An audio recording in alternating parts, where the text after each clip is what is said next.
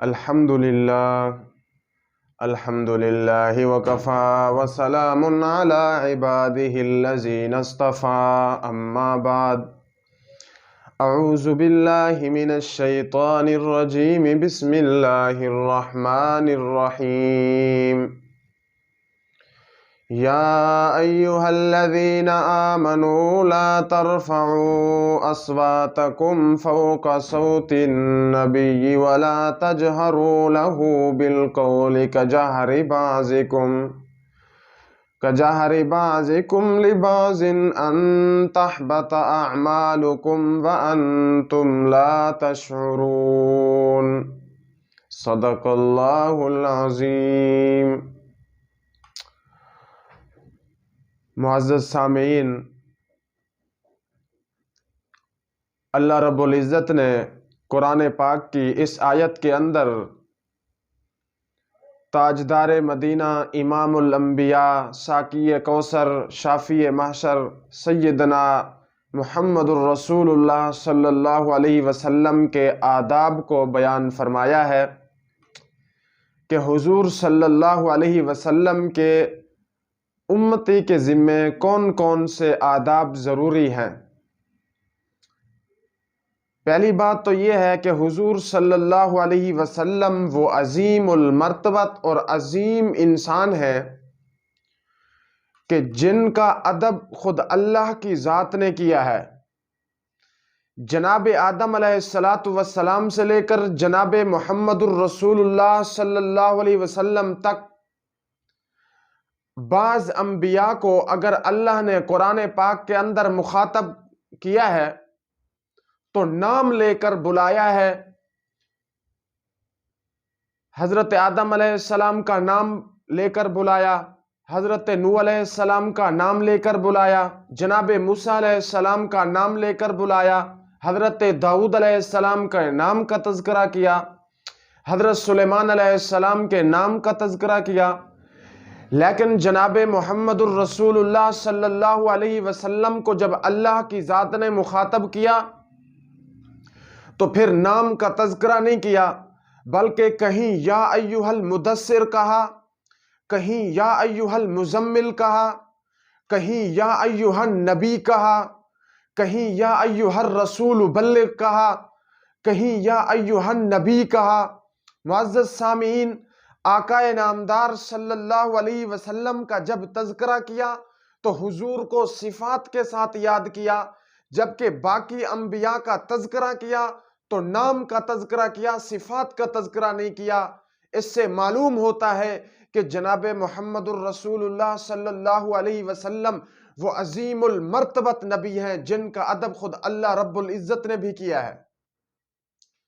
معزز سامعین، اللہ رب العزت فرماتے ہیں یا ایھا الذین آمنوا لا ترفعوا اصواتکم فوق صوت النبی، اے مومنو تم اپنی آواز کو نبی علیہ السلام کی آواز پر بلند مت کرنا، نبی علیہ السلام کی آواز سے اپنی آواز کو اونچا مت کرنا۔ اگر آپ نے اپنی آواز کو نبی علیہ السلام کی آواز سے اونچا کر دیا تو پھر کیا ہوگا؟ فرمایا ان تحبط اعمالکم وانتم لا تشعرون، اللہ فرماتے ہیں کہ پھر میں تمہارے سارے اعمال تباہ و برباد کر دوں گا اور تمہیں کسی نیک عمل کا کوئی اجر نہیں ملے گا۔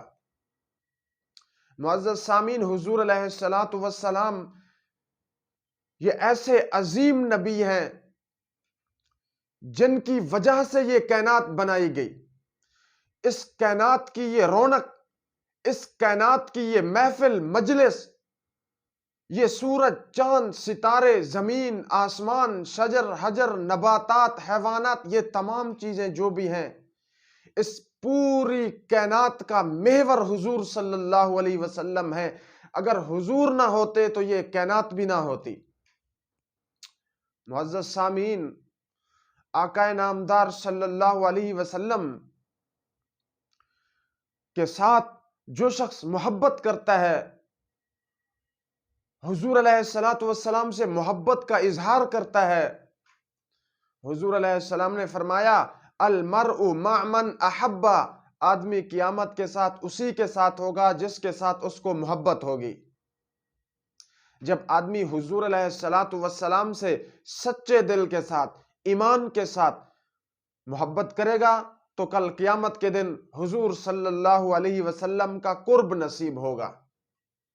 آج ہم یہ دیکھنا چاہتے ہیں کہ حضور کی پیاری جماعت صحابہ، انہوں نے حضور سے کتنی محبت کی۔ آقا نامدار صلی اللہ علیہ وسلم ایک مرتبہ مسجد نبوی کے اندر بیٹھے ہیں، صحابہ کو خطاب کر رہے ہیں، بعض صحابہ کھڑے ہیں، بعض بیٹھے ہیں۔ حضور نے فرمایا جس شخص کے کان میں میری آواز جا رہی ہے، جہاں پر کھڑا ہے وہیں بیٹھ جائے۔ کہتے ہیں کہ ایک صحابی مسجد کے دروازے میں تھا، ایک ٹانگ دروازے کے اندر ہے، ایک ٹانگ دہلیز سے باہر ہے۔ حضور نے جو فرمایا کہ جہاں پر کھڑے ہو بیٹھ جاؤ، کہتے ہیں کہ وہی صحابی ادھر ہی بیٹھ گیا۔ حضور علیہ السلام نے جب دیکھا اس صحابی کو، اللہ کے پیارے بندے تو ایسی جگہ بیٹھ گیا ہے جہاں پر کوئی بیٹھنے کی جگہ بھی نہیں ہے، تو صحابی نے عرض کیا، یا رسول اللہ صلی اللہ علیہ وسلم، آپ نے جب ہمیں حکم دیا تھا تو اس وقت میں اسی جگہ پر کھڑا تھا، میری ایک ٹانگ دہلیز کے اندر تھی، ایک ٹانگ دہلیز کے باہر تھی۔ اب اگر میں اندر والی ٹانگ باہر نکالتا یا باہر والی ٹانگ اندر نکالتا تو آپ کے حکم کی مخالفت ہو جاتی۔ آپ نے جو فرمایا تم جہاں پر کھڑے ہو وہی بیٹھ جاؤ، تو میں یہاں کھڑا تھا، اس وجہ سے ادھر ہی بیٹھ گیا۔ دیکھو یہ حضور علیہ الصلوۃ والسلام کے سچے صحابہ ہیں، جنہوں نے سچے طور پر حضور علیہ الصلوۃ والسلام سے عشق کیا ہے، محبت کی ہے۔ حضرت معاویہ رضی اللہ تعالیٰ عنہ ایک مرتبہ حضور صلی اللہ علیہ وسلم کے بال تراشتے ہیں، حجامت کرتے ہیں، بال تراشتے ہیں، تو حضرت معاویہ رضی اللہ تعالیٰ عنہ نے ان بالوں کو بھی اور ناخن تراشے تو ناخنوں کو بھی اپنے پاس محفوظ کر لیا۔ حتیٰ کہ یہ بھی واقعات ملتے ہیں کہ حضور علیہ الصلوۃ والسلام جب اپنے بال تراشا کرتے تھے تو صحابہ کرام حضور علیہ الصلوۃ والسلام کے بالوں کو بطور تبرک آپس میں تقسیم فرما دیتے تھے۔ اور حضور علیہ الصلوۃ والسلام سے صحابہ کی محبت کی بڑی عظیم مثال یہ ہے کہ آج تک بھی حضور علیہ الصلوۃ والسلام کے بال موجود ہیں۔ حضرت معاویہ رضی اللہ تعالیٰ عنہ نے بال کاٹے، محفوظ کر لیا۔ جب حضرت معاویہ رضی اللہ تعالیٰ عنہ اس دنیا سے رخصت ہونے لگے تو انہوں نے اپنے گھر والوں کو یہ پیغام دیا کہ جب میں معاویہ اس دنیا سے رخصت ہو جاؤں تو میری آنکھوں کے اندر حضور علیہ الصلوۃ والسلام کے بال مبارک رکھ دینا، اور میرے کفن کے اندر سینے کی جگہ پر بھی حضور علیہ الصلوۃ والسلام کے بال مبارک رکھ دینا، میری آنکھوں میں اور سینے کی جگہ پر حضور علیہ الصلوۃ والسلام کے ناخن بھی رکھ دینا۔ کل قیامت کے دن شاید اللہ رب العزت حضور علیہ الصلوۃ والسلام کے ان بالوں اور ان ناخنوں کی برکت سے مجھ معاویہ کی بخشش کر دے۔ آج تمہارے بال بھی حجام تراشتے ہیں، میرے بھی تراشتے ہیں، ہمارے بالوں کو تراش کر روڑی پہ پھینک دیا جاتا ہے، ہمارے بالوں کو تراش کر کوڑا کرکٹ میں پھینک دیا جاتا ہے۔ حضور علیہ الصلوۃ والسلام وہ عظیم نبی ہیں، صحابہ کرام کی محبت کی مثال دنیا میں نہیں ملتی۔ صحابہ کرام نے حضور صلی اللہ علیہ وسلم کے ایک بال کو بھی زمین پر نہیں گرنے دیا، بلکہ صحابہ حضور کے بالوں کو آپس میں تقسیم فرما دیتے تھے۔ تجھے بھی پسینہ آتا ہے، مجھے بھی پسینہ آتا ہے، ہمارے پسینے میں تمہارے پسینے میں بدبو ہوتی ہے۔ اگر 3 دن آدمی نہ نہائے تو کپڑے سے، جسم سے بدبو آنا شروع ہو جاتی ہے، حتیٰ کہ ساتھ بیٹھنے والا آدمی بھی بندے سے کراہت کرنے لگ جاتا ہے۔ معزز سامعین، آقا نامدار صلی اللہ علیہ وسلم وہ عظیم نبی ہیں، وہ عظیم انسان ہیں۔ کتابوں میں لکھا ہوا ہے کہ حضور صلی اللہ علیہ وسلم کے جسم مبارک سے جو پسینہ نکلتا تھا، پسینے کے اندر سے گلاب کے پھولوں کی خوشبو آتی تھی۔ حضور علیہ الصلوۃ والسلام ایک موقع پر ایک چٹائی بچھا کر نیند فرما رہے ہیں، دوپہر کا وقت ہے، قیلولے کی نیت سے سو رہے ہیں۔ حضرت انس رضی اللہ تعالیٰ عنہ کی والدہ ماجدہ حضرت ام سلیم آتی ہیں، حضور صلی اللہ علیہ وسلم کے جسم سے پسینہ نکل رہا ہے۔ حضرت ام سلیم آتی ہیں شیشی لے کر، حضور علیہ الصلوۃ والسلام کے جسم سے انگلی کے ذریعے پسینے کو تراش کر اپنی بوتل کے اندر جمع کر رہی ہیں کہ اچانک حضور صلی اللہ علیہ وسلم کی نیند کھل جاتی ہے۔ حضور علیہ الصلوۃ والسلام بیدار ہو جاتے ہیں، پوچھتے ہیں ام سلیم تو یہ کیا کر رہی تھی؟ ام سلیم جواب دیتی ہے یا رسول اللہ، عرب کے اندر ہزاروں کی تعداد میں عورتوں نے اپنی بیٹیوں کی شادی کی ہوگی، اور عرب کے اندر رواج ہے کہ اپنی بیٹیوں کو جو ہے عمدہ قسم کی خوشبوئیں پیش کرتی ہیں شادی کے موقع پر، تو میں چاہتی ہوں کہ حضور صلی اللہ علیہ وسلم کا پسینہ میں اپنی بیٹی کو دوں شادی کے وقت بطور ہدیے کے۔ کوئی کہاں سے عطر منگواتا ہوگا، کوئی کہاں سے عمدہ قسم کا بڑی خوشبو ہوگی، لیکن حضرت ام سلیم رضی اللہ تعالی عنہ کا حضور علیہ الصلوۃ والسلام سے عشق اور محبت چیک کرو۔ حضرت ام سلیم فرماتی ہیں یا رسول اللہ، میں چاہتی ہوں کہ اپنی بیٹی کی جب شادی کروں تو میں کسی عرب کی، جدہ کی، ریاض کی، مکہ کی، مدینہ کی میں کوئی خوشبو نہ دوں، بلکہ یا رسول اللہ آپ کے جسم سے نکلا ہوا یہ جو پسینہ ہے وہ میں اپنی بیٹی کو بطور ہدیے کے دوں۔ دیکھو کہ صحابہ حضور سے کتنی محبت کرتے ہیں۔ آقا نامدار صلی اللہ علیہ وسلم ایک موقع پر بیمار ہو جاتے ہیں تو حکیم کو بلوایا، پچھنا لگوایا۔ وہ ایک خاص قسم کی رگ کو کاٹ دیتے ہیں، اندر سے خون نکلتا ہے، تو خون کو ایک برتن میں حضور علیہ الصلوۃ والسلام نے جمع کر کے اپنے حجرے کے اندر ایک طرف رکھ دیا۔ حضرت عائشہ رضی اللہ تعالی عنہ کے بھانجے ہیں حضرت عبداللہ بن زبیر رضی اللہ تعالی عنہ، وہ حضور علیہ الصلوۃ والسلام کے حجرے میں تشریف لاتے ہیں۔ حضور صلی اللہ علیہ وسلم نے حضرت عبداللہ بن زبیر رضی اللہ تعالی عنہ کو وہ خون کا برتن دیا اور حکم دیا کہ جا کر اس کو کسی زمین کی جگہ کے اندر چھپا دو، زمین کھرید کر اندر یہ خون دفن کر دو۔ حضرت عبداللہ بن زبیر رضی اللہ تعالی عنہ جاتے ہیں،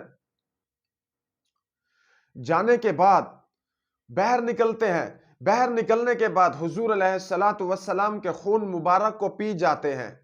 قربان جاؤں صحابہ کرام کے عشق اور محبت پر کہ حضور صلی اللہ علیہ وسلم کا وہ پیارا صحابی ام المؤمنین حضرت عائشہ رضی اللہ تعالی عنہ کا بھانجا حضرت عبداللہ بن زبیر رضی اللہ تعالی عنہ حضور علیہ الصلوۃ والسلام کے خون کو پی جاتے ہیں۔ جب واپس آتے ہیں حضور صلی اللہ علیہ وسلم دیکھتے ہیں کہ حضرت عبداللہ بن زبیر رضی اللہ تعالی عنہ کے چہرے پر جو نورانیت تھی اب نورانیت کے اندر اضافہ ہو چکا ہے، چہرے پر جو روشنی تھی روشنی کے اندر اضافہ ہو چکا ہے۔ حضور علیہ السلام نے پوچھا عبداللہ بن زبیر، تو نے نبی علیہ الصلوۃ والسلام کے خون کو، میرے خون کو زمین کے اندر چھپا دیا ہے؟ حضرت عبداللہ بن زبیر رضی اللہ تعالیٰ عنہ نے فرمایا جی ہاں یا رسول اللہ، میں نے مٹی کے اندر آپ کے خون کو چھپا دیا ہے۔ یاد رکھیں کہ انسان مٹی کا بنا ہوا ہے، اور حضرت عبداللہ بن زبیر رضی اللہ تعالیٰ عنہ کا یہ کہنا کہ میں نے آپ کے خون کو مٹی کے اندر چھپا دیا ہے، یہ بالکل حقیقت ہے، کیونکہ انسان مٹی کا بنا ہوا ہے۔ حضور علیہ السلام نے فرمایا عبداللہ مجھے لگ رہا ہے کہ شاید تو نے میرا خون پی لیا ہے۔ حضرت عبداللہ بن زبیر رضی اللہ تعالیٰ عنہ نے فرمایا یا رسول اللہ صلی اللہ علیہ وسلم، اگر آپ مجھ سے پوچھیں میں آپ کو صحیح بتاؤں تو واقعی میں آپ کا خون پی چکا ہوں۔ حضور علیہ السلام نے فرمایا عبداللہ پھر میری طرف سے خوشخبری سن لے، جس آدمی کے جسم کے اندر نبی علیہ الصلوۃ والسلام کے خون کا ایک قطرہ بھی چلا جائے، فرمایا کہ اس پر جہنم کی آگ تو جہاں رہ گئی، جہنم کا دھواں بھی حرام ہو جاتا ہے۔ حضرت عبداللہ بن زبیر کو حضور علیہ السلام نے خوشخبری دی عبداللہ بن زبیر، آپ پر جہنم قطعی طور پر حرام ہو چکی ہے، آپ جہنم میں بالکل داخل نہیں ہوں گے، آپ سیدھا جنت کے اندر جائیں گے۔ کیوں؟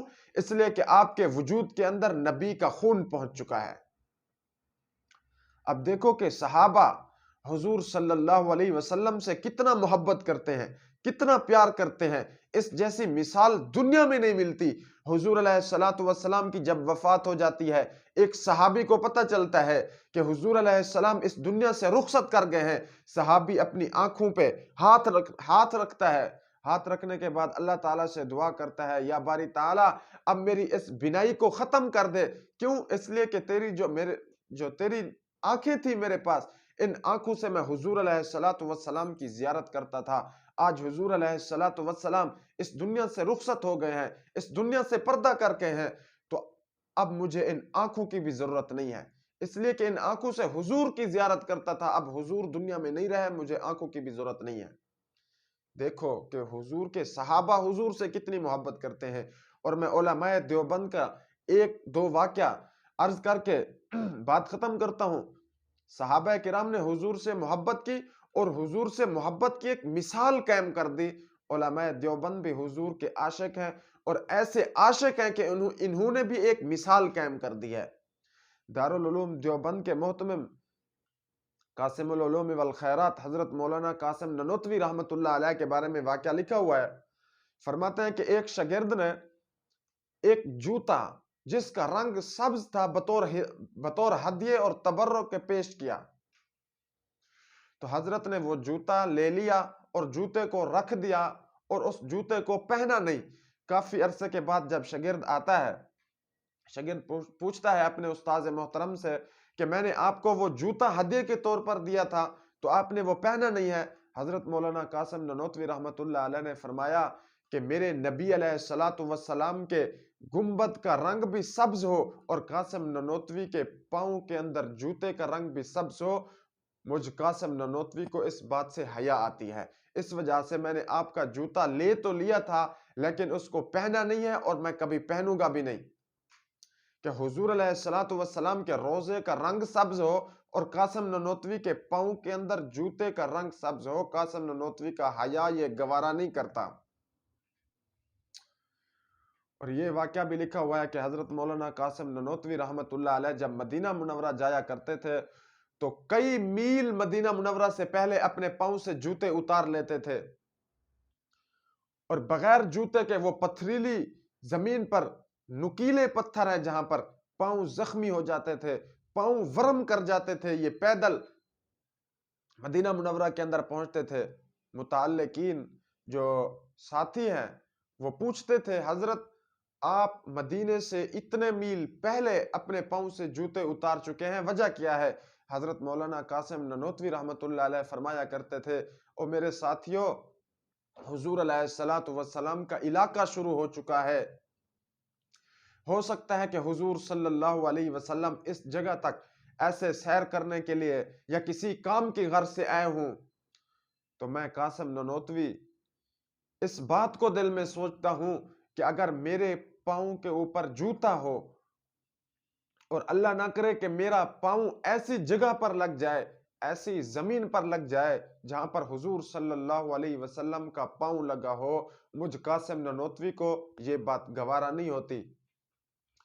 اس وجہ سے حضور علیہ السلام کا علاقہ جب شروع ہو جاتا ہے تو میں اپنے پاؤں سے جوتا اتار دیتا ہوں تاکہ حضور صلی اللہ علیہ وسلم کی بے ادبی سے میں بچ سکوں.